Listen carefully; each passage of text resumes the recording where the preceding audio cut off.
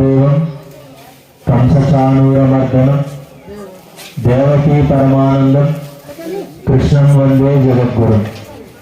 అందులో సరి గట్టిగా చెప్పాలి. గిరివర్ధన వేణుగోపాల స్వామికి. నేను ఇరపాడ మొన్న వచ్చి వెళ్ళాను. దానికి ముందే స్వామి ఇలా ఒక కార్యక్రమం జరుగుతుంది అంటే వెంటనే నేను ఒక మాట చెప్పాను, ఖచ్చితంగా వస్తాను అని.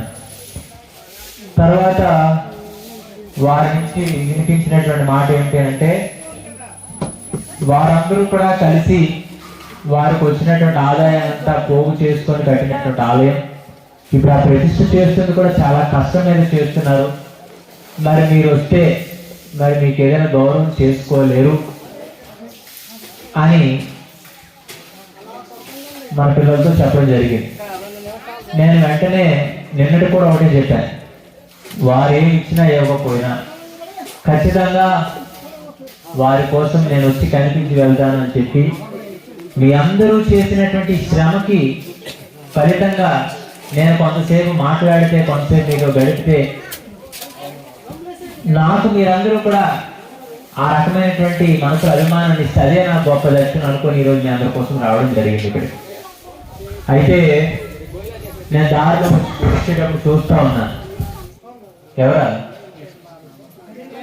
నల్లాట పుస్తకాలు వేసుకొని బాగుంటాడు, కానీ ఆ అమ్మకి బొట్టు గాజు పూసలు ఏమి ఉండవు, మొగుడు చేసినటువంటి విధంగా కనిపిస్తుంది.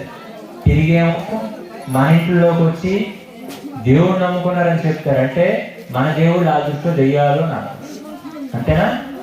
నిజమే కాదు? మన పొరపాటుని కానీ ఏదైనా ప్రసాదం ఇచ్చామనుకో, జడిసిపోతారు, వెళ్ళిపోతారు, మేము తినమమ్మో మేము తినము అంటాం కదా. ఇప్పుడు ఈరోజు ఆ ప్రభావం చాలా ఎక్కువైపోయి భారతదేశంలో మనం ఉన్నాం. దీనికి పేరే హిందూ దేశం, ఇది హిందువుల దేశం. అటువంటి ప్రాంతంలో హిందూ దేవాలయాల కంటే ఆ శక్తులు ఎక్కువ కనిపించే దారిలో. అంటే గిరిజనులు అమాయకులు, కల్మషం తెలియని వాళ్ళు, స్వార్థం అంటే తెలియని వాళ్ళు కాబట్టి, ఆర్థికంగా వెనకబడిన వాళ్ళు కాబట్టి, ఇబ్బందుల్లో బాధల్లో ఉంటారు కాబట్టి, అలాంటి వాళ్ళని మనం గురి పెట్టుకొని, అలాంటి వాళ్ళని మనం ప్రలోభ పెట్టి మతాల్లో లాగేసుకుంటే, వీళ్ళు ఈ ధర్మానికి దూరం అయిపోతే మన మెజారిటీ పెరుగుతుంది అనేటువంటి ఆలోచనతో కొంతమంది సోమరిపోతులు చేస్తున్న పనులు అన్నమాట. ఎవరది? ఎందుకు సోమరిపోతులు అన్నాను చెప్పనా? ఈరోజు మనమంతా ఎవరు చెప్పాలి గట్టిగా? హిందువులే కదా. హిందువుడు అనేటువంటి వాడు చేయాల్సినటువంటి పని ఏంటి అంటే, ఉదయాన్నే సూర్యోదయం ముందు లేగాలి, నిశ్శబ్దంగా ఉండాలి. కాదు ఏం చేయాలి? మనం ముందు నిశ్శబ్దంగా ఉండాలి, తర్వాత సూర్యోదయం ముందు లేగాలి. లేచిన వెంటనే ఏం చేయాలట? స్నానం చేసుకొని, సూర్య నమస్కారం చేసుకొని, ఆ ఇంటి దేవుడు దీపం పెట్టుకొని, ఆ తులసి ఆరాధన చేసుకొని, ఆ రకమైనటువంటి ఆ ఇంటి పెద్ద మనిషి ఎవరైతే ఉంటారో అతను ఏదో వ్యవహారం మీద బయటికి వెళ్ళి, ఇంటి అమ్మగారు అయితే ఇంట్లో పనులు చేసుకొని, పిల్లలైతే చదువుకొని. హిందూ అంటే ఏంటి అర్థం అంటే, హింసకు దూరంగా బ్రతికేవాడే హిందూ అన్నమాట. ఎవరండి? అంటే గొడవలు నప్పలేని వాళ్ళు హిందువులు అనమాట. అంటే అంత నీతిగా బ్రతికేవారు.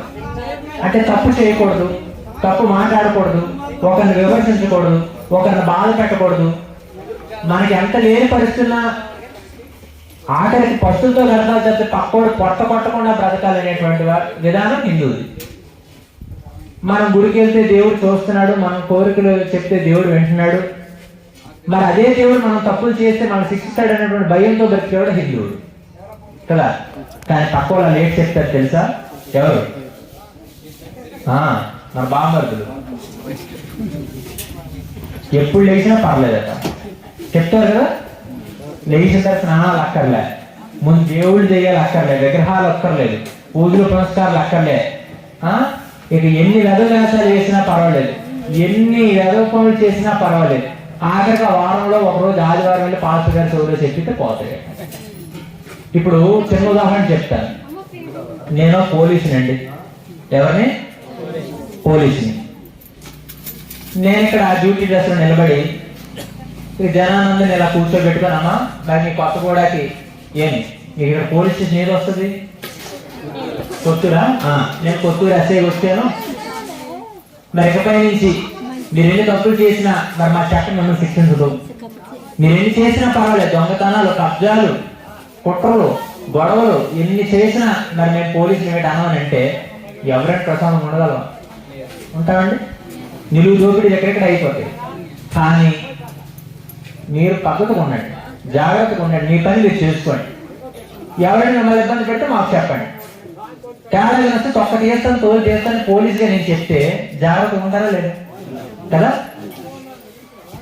ఈ పోలీస్ చెప్పినట్టుగా హిందూ ధర్మం చెప్తుంది, ఆ పోకిరీలు చెప్పినట్టుగా పరమతాలు చెప్తాయి అన్నమాట. మీరు ఎన్ని చేసినా పర్లేదు, ఆదివారం వచ్చి ఆ తోళ్ళు చెప్పాడు. మరి సోమపోతున్న బట్టి లక్షణమే కదా కదా? ఎన్ని చేసినా పర్లేదు కదా, ఎలా బతికినా బతికా తల్లి చెల్లి వాడే వరస ఏం పట్టింపు ఉండదు. మరి అదేం బతికేది కదా? ఏమనంటే అది తెలిసింది ఒకటే, ఏమి మీ కృష్ణుడికి అంతమంది ఉన్నారు కదా, ఎంతమంది ఉన్నారు చూసేటట్టు ముందు ఈ పుస్తకంలో ఎన్ని ఉన్నాయి వేసుకోవట్టు కదా కదా? అందువల్ల మనందరూ ఒకటే గుర్తు పెట్టుకోవాలి. మీ అందరికీ నేను ఇచ్చే సలహా చూసిన ఒకటే, చాలా కష్టపడి ఆలయాన్ని కట్టుకున్నారు మీరు అందరూ, చాలా శ్రమకు వచ్చి చేస్తున్నారు ఈ కార్యక్రమం. ఇది ఈ రోజుతో ఆగిపోకూడదు. మనం అందరం కూడా చాలా తెలివిగా, చాలా వివేకంతో మనందరం కూడా ముందుకు వెళ్ళాలి. అందుకనే నేను గమనిస్తూ ఉంటే సాధారణంగా ఇక్కడ ఇంత ఇబ్బంది జరుగుతూ ఉందన్నా, మరి విజయనగరం నుంచి నేను ఇక్కడికి వచ్చానంటే మరి నేనే స్వార్థపరిని అయితే ఎంత ఇస్తారు అని ముందు అడుగుతాను. ఇంత ఇస్తే కానీ రామని చెప్తాను. కానీ ఇక్కడ అవకాశం ఏది లేదని తెలిసి ఎందుకు వచ్చాను? నాకేం కలిసి వస్తుందో చెప్పండి ఈరోజు. కానీ ఎందుకు వచ్చాను తెలుసా? ఈరోజు గిరిజనుడు అనేటువంటి వాడే లేకపోతే చూసుకోవడానికి ఒక్క కొండ కూడా మిగలదు. సాధారణంగా గిరిజనులు ఉండబట్టి ఇన్ని కొండలు మనం చూసుకోగలుగుతున్నాం. కాబట్టి ఆ కొండలు ఇంకా మిగిలి ఉన్నాయి కాబట్టి వాతావరణం పెట్టుకుంటే ఇంకా ప్రశాంతం ఉంది. కాబట్టి గిరిజనుల మీద ప్రేమతో వచ్చాను నేను ఈరోజు. దేంతో వచ్చాను? శివుడు మనకు తెలుసు కదా, శివుడు ఎక్కడ ఉంటాడు? కైలాసం అంటే కొండలే.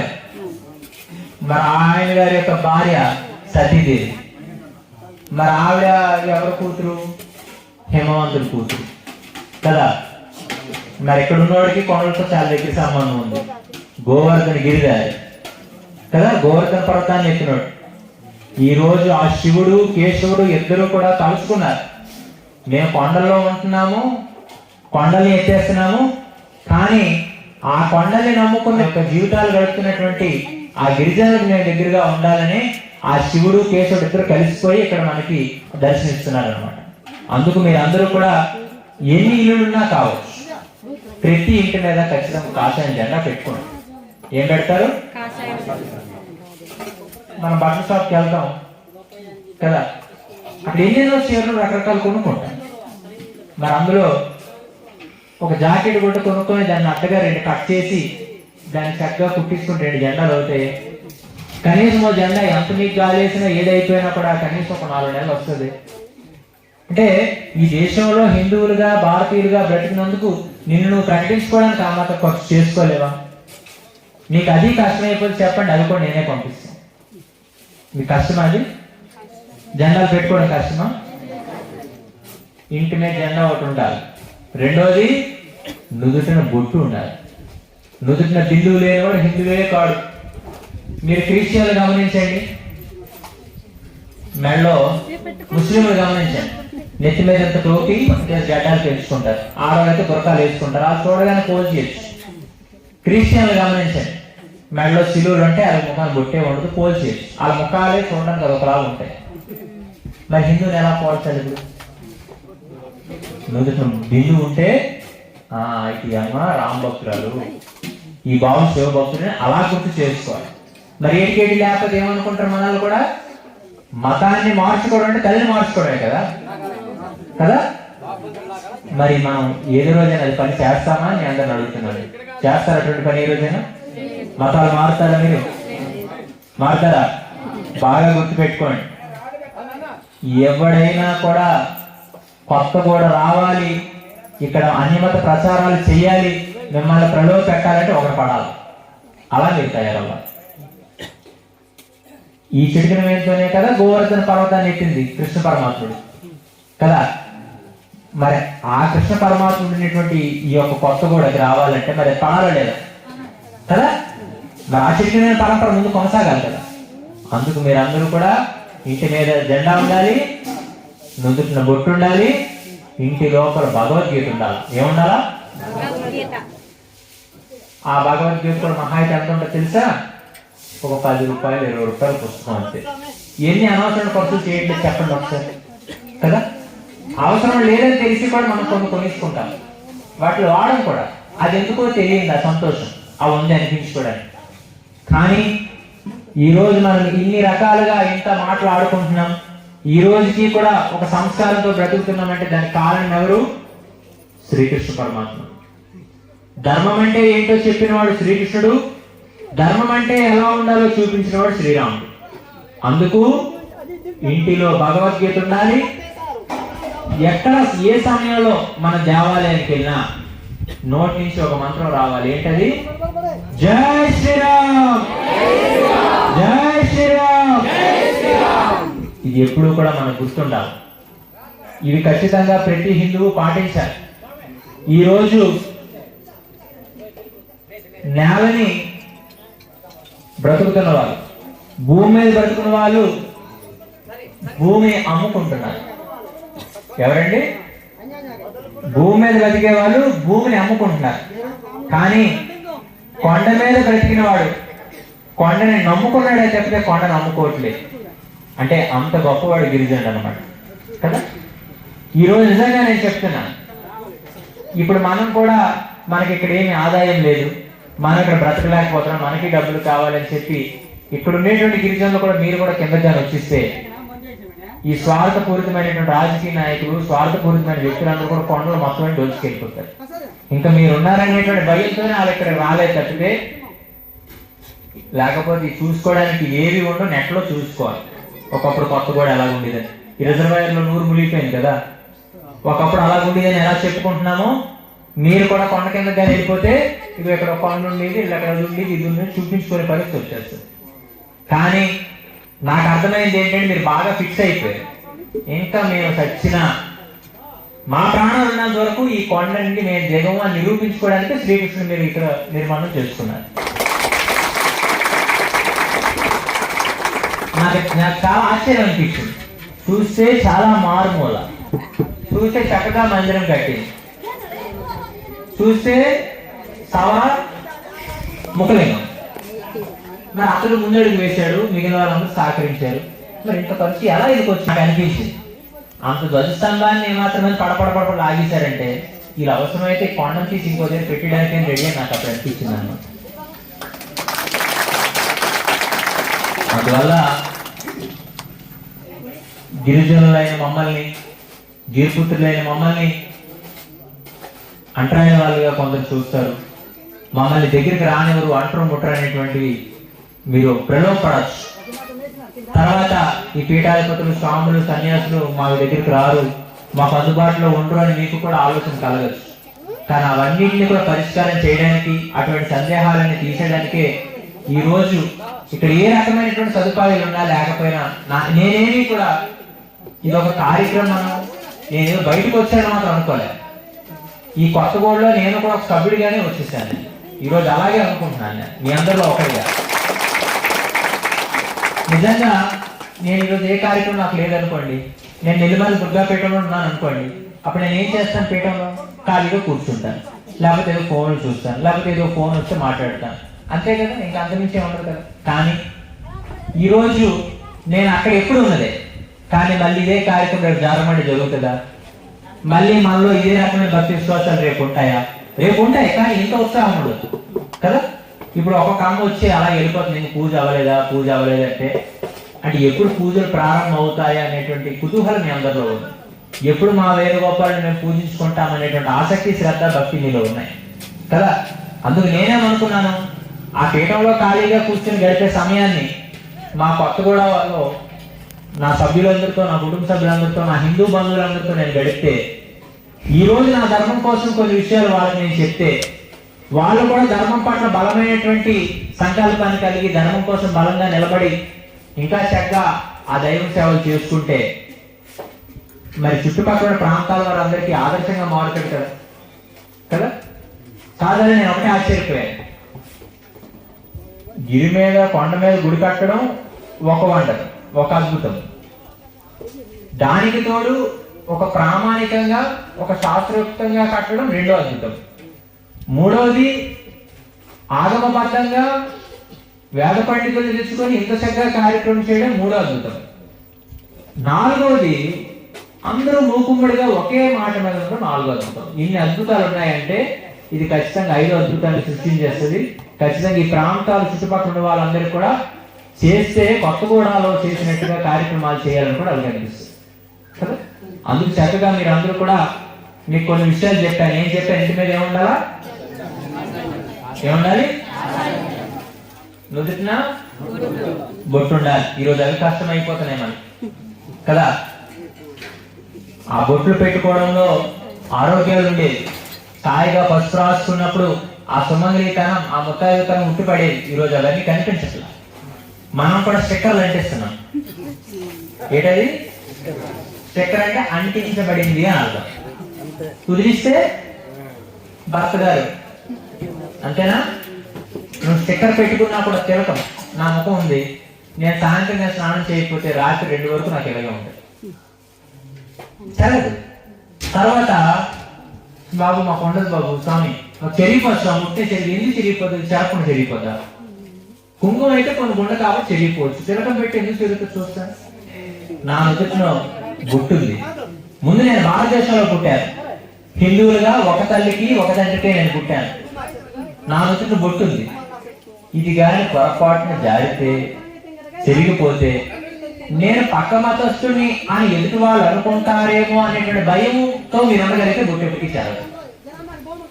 మీకు అర్థమైందా కదా? అంటే ఎంత జాగ్రత్తగా ఉండాలో మీరు ఆలోచించండి. అక్కడ బొట్టు ఉందని నిదానం ఉందనుకో, అక్కడ ఏదో పాకుతుందన్నా కూడా జాగ్రత్త పడతాం. అలా కాకపోయింది అనుకో, లేకపోతే ఎలాగెలగలమో తెచ్చిస్తాం కదా. మీకు బాగా గుర్తుపెట్టుకోండి, మన చేతితో మనం పెట్టుకున్న బొట్టు ఈ రోజు కూడా మన చేతితో మనమే దులుపుకోకూడదు. అది చాలా పాపం. మీకు అర్థమవుతుందా? అందుకు మీరే కాకుండా ఈరోజు పిల్లలు మనం ఇవన్నీ కట్టించాం, బాగుంది. ఇప్పుడు అలాగా ఒక్కొక్కరు రోజు రోజు గతించిపోతారు. 2 పోతాం ఇక్కడ అగ్రిమెంట్ లా. అందరూ కొండ దిగేస్తాం కదా, కొండ దిగి అసలు కొండ ఎక్కేస్తాం కదా. మరి అప్పుడు ఇక్కడ ఉండాల్సిన వాళ్ళు ఎవరు ఉంటారు కదా. మరి అప్పుడు ఈ ఆలయాలు, ఈ ధర్మాలన్నీ ముందు ఆలయాలు కొనసాగించాలి. మరి మన పిల్లలకి అవేమో మనం నేర్పగలుగుతున్నామా? లేదు. ఆ ఫోన్ ఇచ్చి ఎక్కడ కూడా సిగ్నల్ టైలర్స్ విజయవాడ డే వల్ల కదా. మన మాట వింటున్నారా పిల్లలు? వింటున్నారా? అందుకే జీవితంలో అదృష్టం అంటే ఏంటో తెలుసా? మన పిల్లలు మన చెప్పు చేతల్లో ఉండడం, మన పిల్లలు మన మాటను వినడం, మన పిల్లలు మన యొక్క వారసత్వాన్ని నిలబెట్టడం, అది నిజమైన అదృష్టం.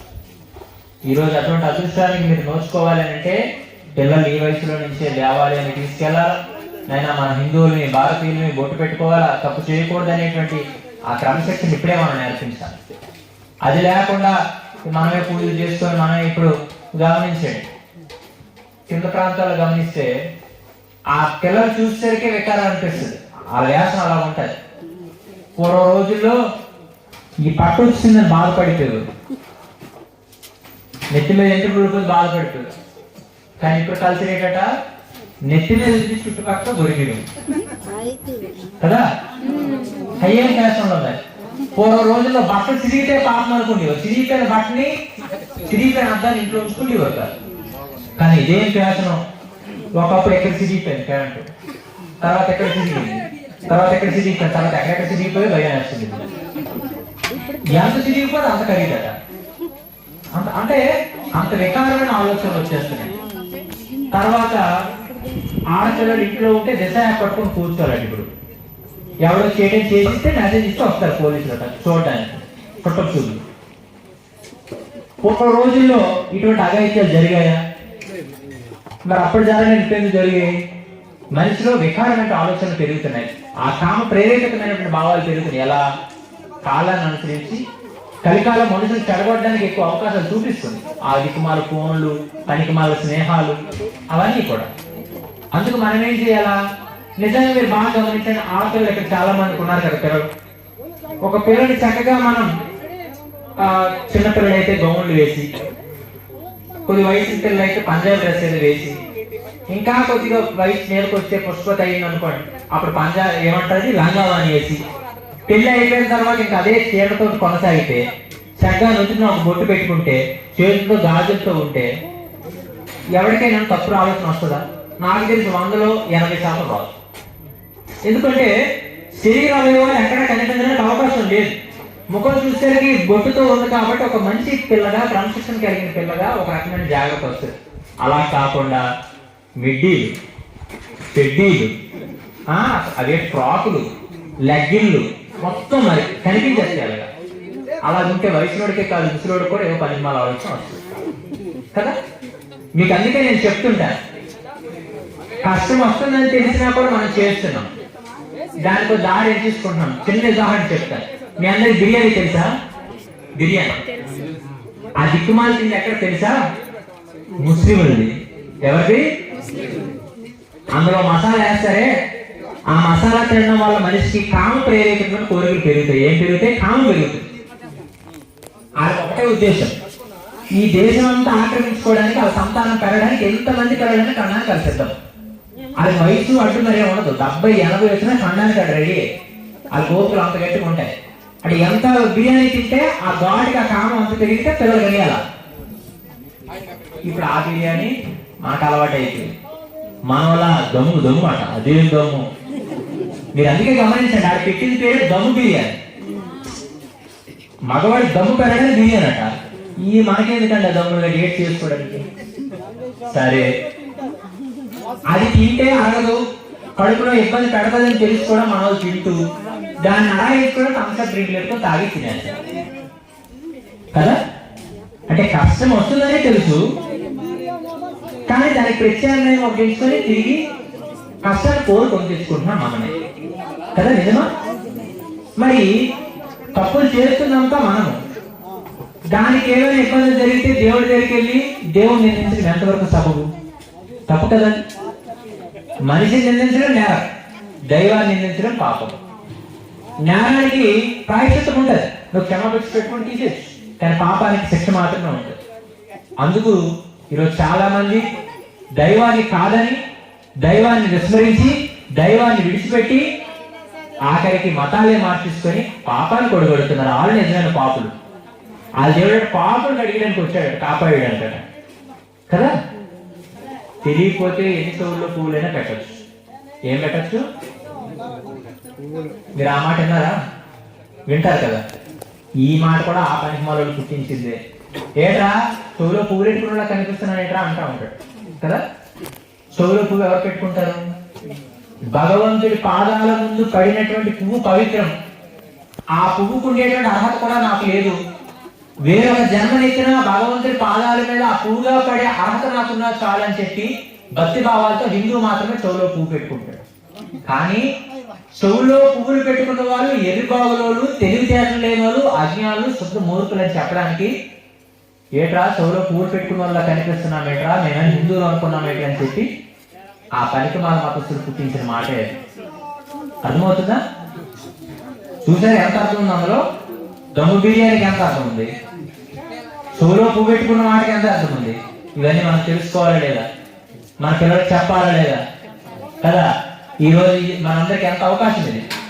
ఈ రోజు ఈ కార్యక్రమం ఇక్కడ జరగకపోయి ఉంటే, రఘుబాబు నాతో చెప్పకపోయి ఉంటే, నేను రాకపోయి ఉంటే, మరి మనమంతా ఈ రకంగా సమయం గడపకపోయి ఉంటుంటే జీవితం ఏదో కోల్పోదునే. నిజమేనా? అందుకు నేను బాగా నమ్ముతున్నాను. నాకు తెలిసినంత వరకు భూమి మీద బ్రతికిన ప్రతి ఒక్క స్వార్థపరుడు అయిపోయాడు. కానీ ఒక కొండ మీద బ్రతికిన గిరిజనుడు, నీటి మీద బ్రతికిన మత్స్యకారులు ఇద్దరు మాత్రమే నిస్వార్థంగా బ్రతుకుతున్నారని నేను బలంగా నమ్ముతాను. అందుకు మీరందరూ కూడా చక్కగా మనం బ్రతుకున్నటువంటి బ్రతుకులో ఆ యొక్క నీతి కలిగి మనం బ్రతకాలి. ఏ రోజు కూడా పరిస్థితులు తలొగ్గేసి మనకి కష్టాలు వస్తున్నాయి, నష్టాలు వస్తున్నాయి. మీకు ఇంకో విషయం చెప్పనా, భగవంతుని చేరుకోవడానికి కష్టాలు కూడా మెట్లే అనుకోవాలి మనం. అర్థమవుతుందా? అందువల్ల కష్టాలు లేని మనిషి ఎవరు ఉండడు. కానీ దాన్ని నిలదొక్కుని జీవించడమే నిజమైన జీవితం కదా. మరి ఈరోజు ఎన్ని కష్టాలు పడినా మీరు కొండల్ని విడిచిపెట్టకుండా ఇంకా కూడా గిరిజనులుగానే మీరు ఉంటున్నారు. ఆఖరికి మీకు సరైనటువంటి నీటి సదుపాయం ఉండకపోవచ్చు, అవసరం వస్తే ఆరోగ్య సదుపాయాలు ఉండకపోవచ్చు. కానీ ఇంత ఇబ్బంది అయినా కూడా మరి ఇంత గొప్ప జీవితాన్ని మీరు గడుపుతున్నారంటే నిజంగా గొప్ప అదృష్టవంతుడని నేను చెప్తాను మీ అందరూ. ఎందుకంటే ప్రకృతితో మమేకమే బ్రతికే జీవితం అందరికీ రాదు. నాకు ఒకసారి అనిపిస్తుంది, ఈ కార్యక్రమాలు రోజు హడావిడి జీవితం ఎప్పుడు ఎక్కడ కూడా ఆఖరికి కారు కూడా మీరు గమనించండి, లోపల కట్టం చేస్తుంటాయి. అంటే కనిపించకూడదు పబ్లిక్ గా, అంత పబ్లిక్ లో తిరుగుతాం కాబట్టి కారు వెళ్ళేటప్పుడు కూడా అంత ప్రైవసీగా కనిపించకూడదు. ఆఖరికి ఒక మూత్ర విసర్జన కోసం కూడా మేము అక్కడ ఆపుకోలేము. ఎందుకు? ఎక్కడో పొరపాటున అవసరం కోసం ఆపామనుకో, స్వామి ఎన్ని కబుర్లు ఆడుతారు, ఏంటి చూడు ఆయన కూడా ఇలా చేత ఒక ఫోటోకి ఫేస్బుక్ లో పెట్టారు అనుకోండి, అప్పుడు నాకు గోవిందా గోవిందా అనేస్తుంది కదా. అంటే మనం ఏదైనా తప్పుని చిన్నది చేస్తే, పొరపాటు తెలిసి తెలియ పొరపాటు చేసి సమాజం దాన్ని పెద్దగా చూపిస్తుంది. ఎదుటో ఎన్ని వేసాలు చేస్తే వాళ్ళు కూడా చదివించుకుంటారు కదా. మరి అందువల్ల మరి ఆ పరిస్థితుల్లో ఉన్నప్పటికీ నాకు ఒక్కోసారి ఖాళీగా ఉంటే ఎవరికో వెళ్దాం, ఏ వందంగా వెళ్దాం, ఆ కొండలో కొంతసేపు ఆ పచ్చని ప్రకృతి మధ్య కొంతసేపు గడిపి చూద్దాం అనిపిస్తుంది. కానీ కుదరదు, ఎలా వెళ్ళిపోతాం, సెక్యూరిటీ ప్రాబ్లం ఉంటుంది. అక్కడికి వెళ్ళిన తర్వాత ఆ పోలీసులు ఎవరైనా చూస్తే మీరు ఎందుకు వచ్చారు, మాకు చెప్పకుండా ఎందుకు వచ్చారు, మీకు ఏదైనా ఎవరు కాల్ చేయదని మళ్ళీ ఆలోచిస్తారు. కానీ నాకు జరగదు. కానీ నిత్యం మీరు ఇదే కొండల్లో, నిత్యం ఆ చల్లని గాలిలో స్వచ్ఛమైనటువంటి జీవితాలు గడుపుతున్నారంటే స్వచ్ఛమైన మనుషులు మీరు మాత్రమే అని నేను అంటాను. అర్థమవుతుందా? అందుకు చక్కగా మీ అందరికీ కూడా ఆ వేణుగోపాల్ మీ అందరికీ తోడుగా ఉన్నాడు. చక్కగా మీ అందరూ కూడా ఆయన సేవలు చేసుకొని ధరించండి అని తెలియజేస్తూ, రోజు ఉన్న తిండే తక్కువ తింటామా? ఉదయం 8 గంటలకి, మధ్యాహ్నం 12కి, సాయంత్రం 4 గంటలకు స్నాక్స్, బజ్జీలు, కురుకుర్లు, పకోడీలు, మళ్ళీ 9కి 4 పూటలు తింటున్నాం. రోజు తింటే ఈ ఒక్క పూట ఒక గంట ఇక్కడ ఆగండి. ఏం చేస్తారు? సాధారణ నేనే అనుకున్నట్టే వేగంగా తేలితే నేను మీతో కలిసి తిందాం అనుకున్నాను. మరి ఇప్పుడు కాలేదని మళ్ళీ సందర్భంలో వస్తాను. అప్పుడు మీ అందరితో కలిసి మళ్ళీ సమయం గడిపితే అప్పుడు కలిసి కూర్చొని భోజనం చేద్దామా? అర్థమవుతుందా? ఒకసారి మరి చక్కగా మంచి కార్యక్రమం చేసుకున్నటువంటి ఏదైనా స్ఫూర్తి కావాలి. మరి సవర ముఖలింగంకి ఆలోచన రాబట్టి కదా ఇది చక్కని కార్యక్రమం. అందువల్ల చక్కగా మీ అందరికీ కూడా ముందుండి అతను చేయించుకున్నాడు కాబట్టి మరి అతను కూడా అభినందనలు తెలియజేస్తూ, మరి ఆ ముందు చూపుగా రఘుబాబు గారు దీక్షగా మీ అందరితో అంత చక్కగా ముందుగా అంత చక్కగా కార్యక్రమం చేయించినందుకు వారికి కూడా అభినందనలు తెలియజేస్తూ మీ అందరి ముందు సెలవు తీసుకుంటూ, ఇప్పుడు ఒక పని చేద్దాం. 2 చేతులు పైకెత్తి గట్టిగా చెప్తే ఆ వైకుంఠంలో ఉన్నటువంటి శ్రీమన్నారాయణుడు, ఆ తిరుపతిలో ఉన్నటువంటి శ్రీనివాసుడు, ఆ బృందావనంలో కృష్ణుడు సరిగ్గా పరిగెట్టి వచ్చి చేరుకోవాలి లోపల. అప్పుడు దర్శనం చేసుకుందాం. సరేనా? 2 చేతులు పైకెత్తి చెప్పండి. గోవిందా, గోవర్ధన గిరిధారి గోవిందా, కొత్తగూడ నివాస గోవిందా, భక్త జన హృదయ వాస గోవిందా. జై హింద్.